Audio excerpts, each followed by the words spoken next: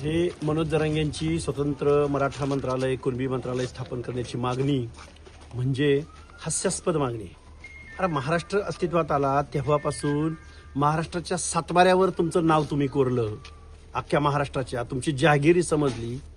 अरे एक दोन ओबीसीचा मंत्री आणि 2-4 SC STचे मंत्री, अल्पसंख्याकांचे मंत्री सोडलं तर अख्खं मंत्रिमंडळ तुम्हाला महाराष्ट्रानं कॉन्ट्रॅक्ट बेसिसवर दिलंय ना कायमचं.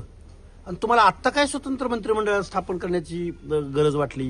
म्हणून मनोज जरांगेला ना अक्कल आहे, ना ज्ञान आहे, ना कुठल्या गोष्टीचं तारतम्य आहे. स्वतंत्र मराठा मंत्रिमंडळ, मग बाकीच्या जातींनी 450 जातींनी स्वतःच्या जातीची मंत्रिमंडळ स्थापन करा म्हणून मागणी करायची का?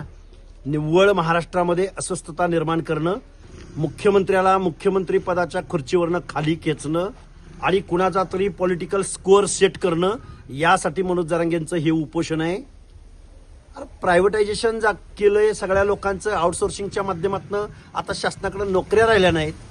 प्रसाद लाडाची ज्या काही कंपनी आहेत, मी मगाशी सांगितलंय, या सगळ्या कंपन्यांच्या माध्यमातून हजारो नोकऱ्या आज प्रायव्हेटायझेशनच्या माध्यमातून उद्ध्वस्त झालेल्या आहेत. कुठलं आरक्षण, कुठलं महिलांचं आरक्षण, कुठलं SC STचं आरक्षण, या सगळ्या गोष्टीवरती पोतेरा फिरवायचं काम यांनी केलंय.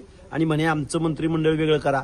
मग आम्ही पण सगळ्या जातीच्या लोकांनी आमचं मंत्रिमंडळ, आमचं मंत्रिमंडळ, आमचं मंत्रिमंडळ, हे हास्यास्पद गोष्टी आहेत. एखाद्या चळवळीचं नेतृत्व ज्यावेळी बिन शिकलेला बेअक्कल माणूस करतो ना, त्यावेळी अशा पद्धतीच्या मागण्या करतो.